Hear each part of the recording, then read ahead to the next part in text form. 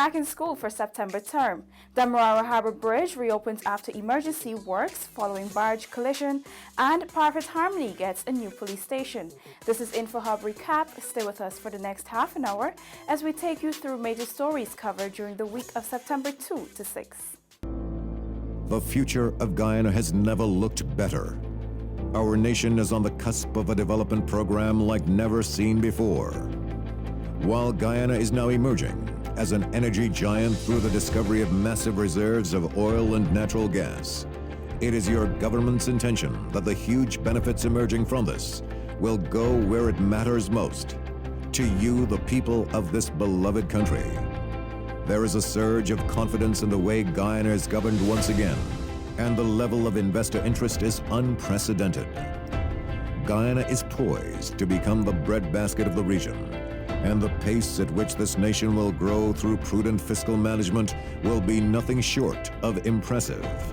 But more than anything else will be the way every Guyanese, regardless of color, class, or creed, becomes a part of this historic period of national transformation, sharing in the wealth and well-being of it all as one Guyana. Thanks for joining us. The Demerara Harbour Bridge saw emergency works this week and is back up and functioning effectively. On Monday, news broke that there had been an early morning incident at the bridge. This saw immediate action being taken by the Minister of Public Infrastructure to remedy the situation. The Honourable David Patterson, Minister of Public Infrastructure, had updated the public following the incident. Following an early morning accident, Minister of Public Infrastructure David Patterson said works on the Demerara Harbour Bridge will be completed by the latest tomorrow morning, allowing for the resumption of light traffic flow across the Demerara River. The minister was on site this morning at the Demerara Harbour Bridge. At about 1 a.m. this morning, a Panamanian registered barge broke its moorings and its anchorage and drifted directly into the bridge. So that is, and as you can see, it broke some transoms, which are the main supporting beams for every batch of things. It burst about 7 of our mooring points. So obviously, you probably, when the wind is up, you probably see that the bridge may move slightly because it's not moored quite thing. And it did some other structural damages in it. Minister Patterson said the damage to the bridge, while repairable, is extensive. The damaged anchorage points may take a little longer to repair since these works can only be carried out during the low tide. As you can see, we immediately started doing some repairs. The repairs, we do it in 2 stages. Stage 1 is to try and repair the damaged part so that we could be okay. And then we make an assessment and re-anchor it. And then we make an assessment if we can reopen it to light traffic only. The time frame, well, I can't give, I don't want to speculate and tell the time frame for that to happen because as soon as the guys, as they're finished, soon they take off the beam that they're doing there now, that will determine how long before we can get that done. Following the incident this morning, residents reverted to the speedboat service at the Vredenhoop Stelling. Minister Patterson said given the situation, permission has been given for the service to be extended later into the evening. Meanwhile, Minister Patterson assured that in any case of emergency, the Guyana Maritime Administration, MARAD, can be contacted so that an emergency boat can be used from either side of the Demerara River. Reporting from the Demerara Harbour Bridge with videographer Kareem Peters and Nara Khan for InfoHub. Systems were put in place to ensure students heading back to school for the September term and persons who would generally traverse this route utilizing the speedboat service at the Vredenhoop Stelling following the bridge mishap. Following the accident at the Demerara Harbour Bridge, which resulted in it being closed to vehicular traffic, residents reverted to the speedboat service at the Vredenhoop Stelling. InfoHub took its cameras to the Stabroek Market Stelling, where speedboat operators assured that they were up for the challenge. The boat had them can handle the passengers them, because I know the little situations, the little crowd for the morning.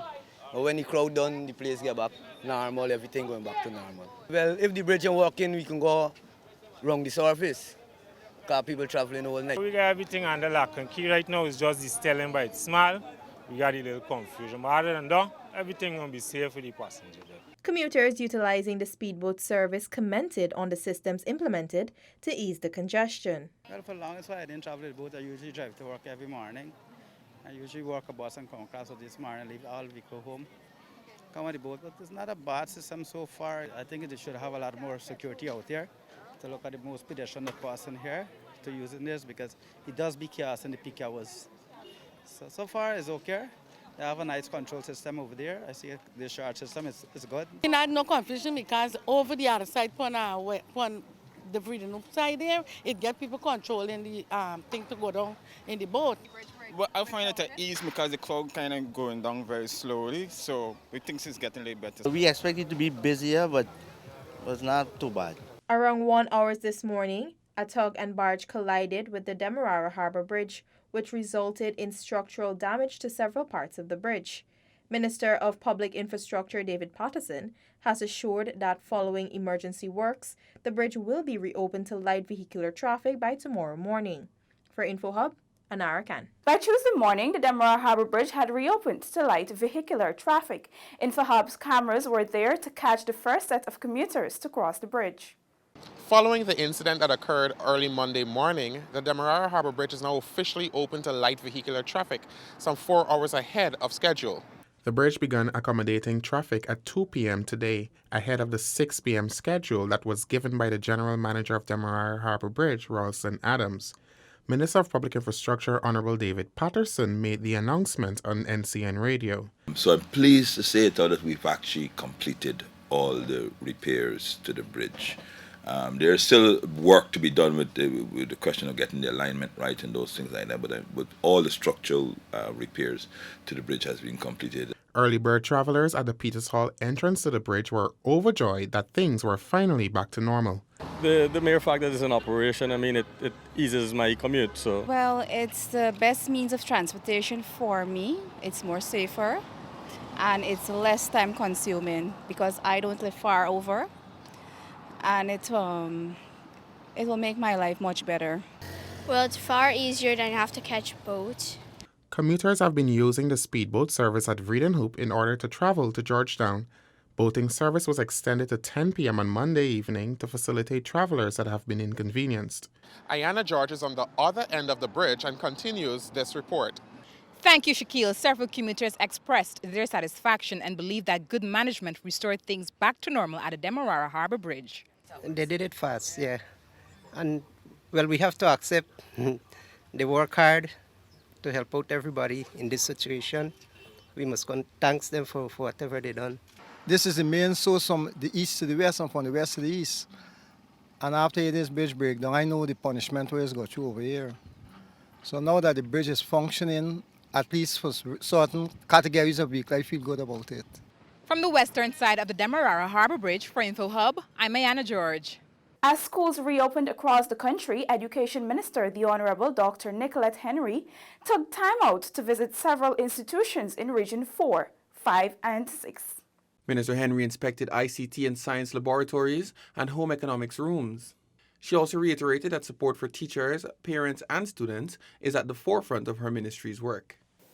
I also want to commend the teachers and the administration for the preparation and the work they've done to make your first day at school very comfortable. The excitement continued as the minister engaged students and teachers and listened to their concerns. There are a few schools in the region that I will be looking at. I wanted to ensure that they're ready, that the conditions are conducive for learning, and that the teachers are prepared, the classroom is ready, students are back out in the numbers. So from the first day, we can hit the ground running because we have a lot of work to do in the education sector, and we need all hands on deck. Schools visited today include President's College, Helena Nursery, and Golden Grove Primary in Region 4, Cotton Tree Primary, Number 5 Nursery, and Fort Wellington in Region 5, and New Amsterdam Secondary, Savannah Park Nursery, and St. Aloysius Primary in Region 6. The University of Guyana welcomed its new batch of students for the academic year 2019-2020. At the official opening event, the students were encouraged to participate in every aspect of university life. Some shared their thoughts with InfoHub.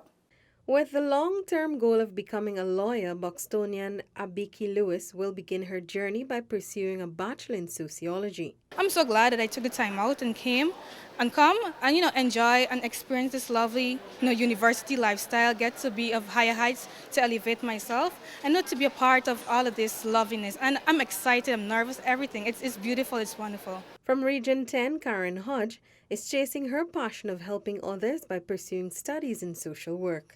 I would love to, help people and help children. With diplomatic dreams, Sharon Thomas is entering the International Relations course. I'm interested in the government, and in the future I want to further my education as in to become a diplomat. These students are a mere fraction of the approximately 4,000 new enrollments at the University of Ghana this year.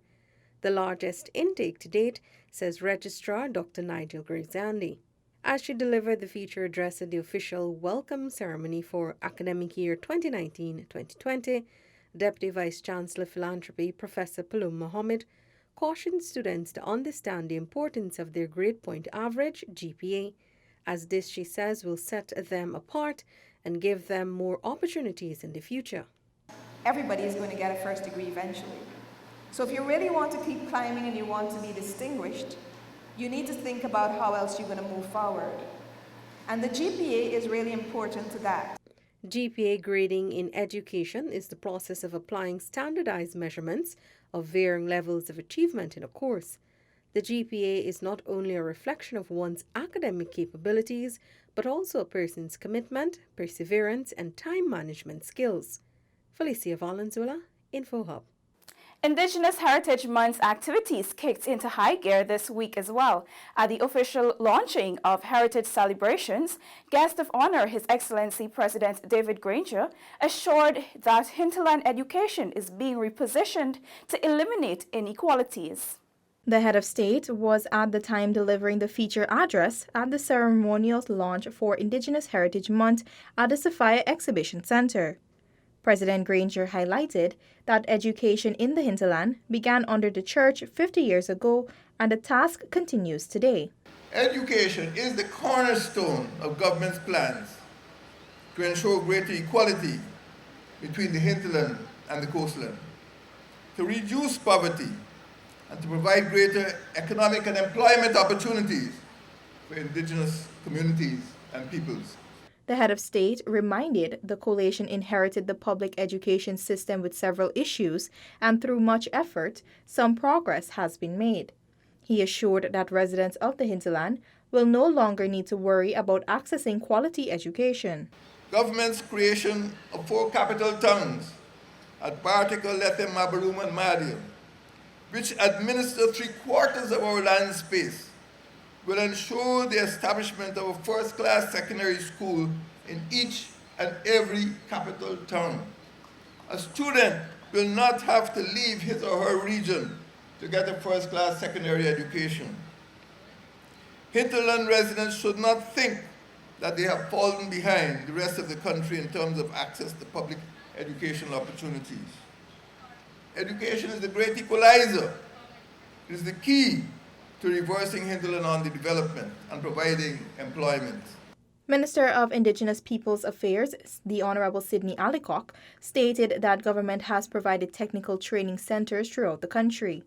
Today we have available to us all the opportunities for training and education that would help to refine the skills that are rooted in the spirit of Indigenous peoples as it relates to caring for their natural environment. This should never be taken lightly. Also present at the ceremonial launch was Prime Minister the Honorable Moses Nagamutu, his wife Mrs. Sita Nagamutu, members of the Diplomatic Corps, and special invitees. The Civil Defense Commission, CDC, has activated its response mechanism to facilitate assistance and support for the Caribbean island of the Bahamas. The island suffered devastating effects from Hurricane Dorian, a Category 5 storm, earlier this week. Director General of the CDC, Lieutenant Colonel Kester Craig, spoke to InfoHub about measures being taken to mobilize and dispatch resources to the hurricane-ravaged island. The Civil Defense Commission activated our response mechanism to garner support from the public, garner support from the private sector to send the necessary relief to those persons that are affected. We hope to meet the private sector sometime tomorrow to have a meeting and to determine what support they can give. In addition to that, we will be activating a few bank accounts. Sometime today, one or two bank account information will be made available so that people can make donations. Participants of the Volunteer Emergency Response Team VERT were on Thursday exposed to key aspects of weather pattern monitoring.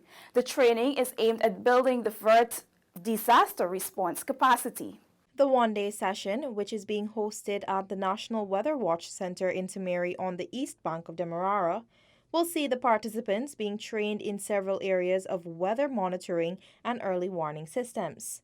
Meteorologist at the center, Lyndon Alves, noted the importance of understanding weather patterns and their possible effects. I'll take them through climatology, because as a disaster risk manager or someone who's working in the disaster risk area, you should know what the weather pattern is for the different areas. And then we're going to try to tie that in with the hazards that are most probable. It's important to understand what are the triggers for some of these hazards so that when an alert is issued, you can understand. Community-based disaster risk management officer of the Civil Defense Commission, Maria Harinandan, described the training as a key component of the VERT's disaster response capacity. This component of the VERT program would help in terms of letting the VERTs be aware and be knowledgeable of what techniques or what technical implementations are in place locally to cater for early warning weather predictions, especially as it relates to tsunamis. So we were here at the Hydrometeorological Center in Timeri, which is called the National Weather Watch, to see what techniques they use and the technology that they use to help with early warning for disasters. The VERT program, which was launched in March, will be executed over 1 year and will see volunteers being trained in several areas. Some of these include damage assessment and needs analysis, community-based disaster risk management, first aid emergency medical response, oil spill response, natural hazards, and disaster risk management, among others. Reporting from the National Weather Watch Center with senior videographer Tejpal Bridge-Mohan, Anara Khan for InfoHub. This week also saw the much-anticipated opening of the La Parfait Harmony Police Station. Minister of Public Security, the Honorable Kemraj Ramtatan, officially commissioned the $53 million building on the west bank of Demerara. The modernized police station is outfitted with special rooms that will allow citizens to deal with sensitive matters in confidence. Minister Ramtatan said this will allow the police officers to better serve the residents of the community. We want to ensure that we make these police stations that are going to be user-friendly by members of the public.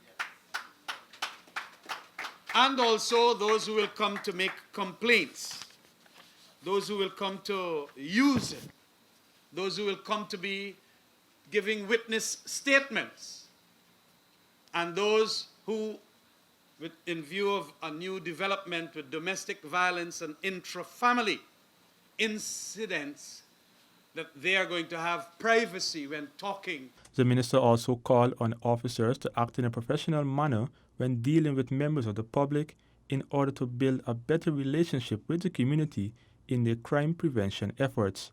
Commissioner of Police Leslie James said the station was one promised by the government based on the demand of the people. The commissioning of the police station, he noted, shows that the government is serious about the prevention of crime. Is a clear display of the fact that we are all serious to deal with the issue of crime, to deal with the issue of protecting our citizens in the length and breadth of this great nation. To assist with patrols, the station was outfitted with an ATV bike, bicycles, along with a motorcycle that was donated to the police station. Isaiah Braffett for InfoHub. The efforts of the Georgetown City Council has been boosted as it strives to ensure the capital city is returned to the Garden State. Communities Minister, the Honorable Ronald Bulkan, handed over a tractor-trailer to the council to aid in its efforts.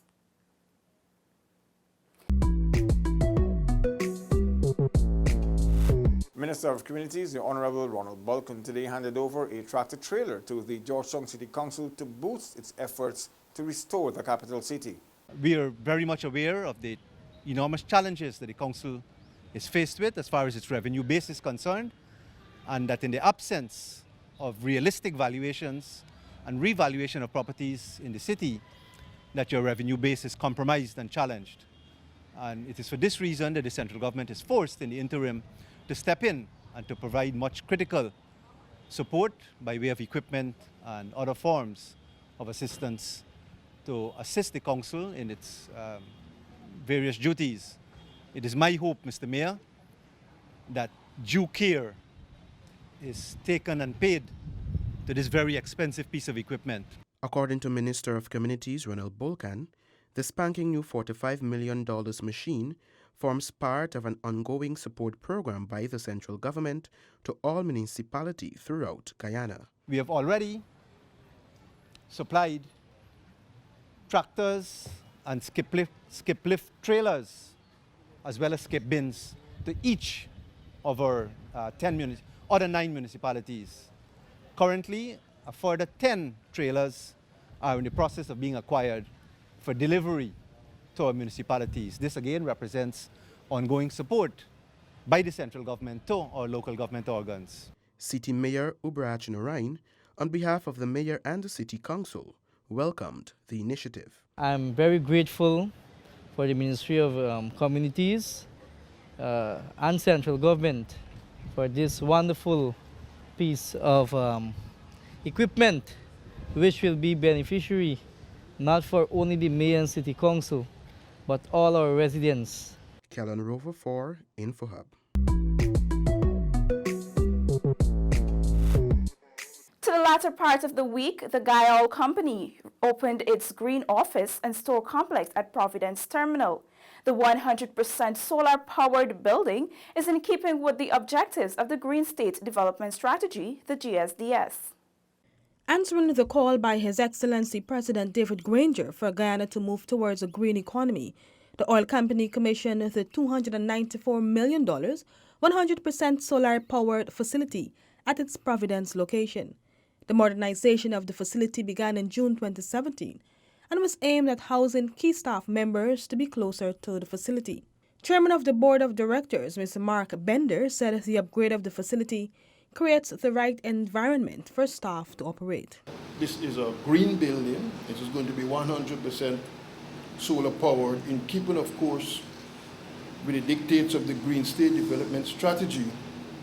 And as a state-owned enterprise, we really believe that Guyana has a role to play in supporting that policy.